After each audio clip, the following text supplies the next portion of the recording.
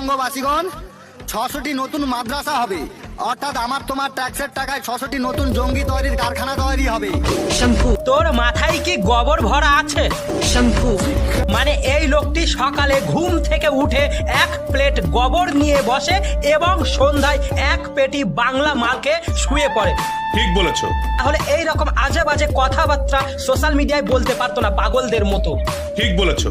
ভাই, খাবার খেয়ে ভিডিও করা ভালো, কিন্তু গোবর খেয়ে ভিডিও করা ভালো নয়।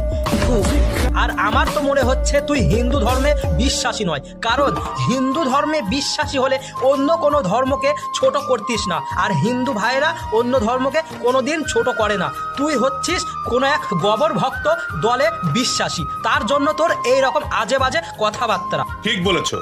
হিন্দু ধর্মের লোকেরা কখনো বলবে না যে মুসলিম ধর্ম খারাপ, এবং মুসলিম ধর্মের লোকেরা কখনো বলবে না যে হিন্দু ধর্ম খারাপ। তোর মতন কিছু গোবর ভক্ত আছে, তারাই সমাজে ঝামেলা বাঁধানোর জন্য এই রকম বলবে। আরে ভাই, আমি আগেই বলেছি এটি বাংলা, বাংলা সম্প্রীতির বাংলা, মানে এখানে হিন্দু মুসলিম আমরা সকলে একসাথে কাঁধে কাঁধ মিলিয়ে চলতে জানি, চলতে থাকি, আর সারা জীবন থাকবো। একই অপরের সাহায্য করতে ভালোবাসি। সো দিন শেষে আমরা সকলেই বাঙালি এবং আমরা ভারতীয়, তাই আমরা হিন্দু মুসলিম সব একসাথেই থাকবো। জয় হিন্দ, বন্দে মাতরম।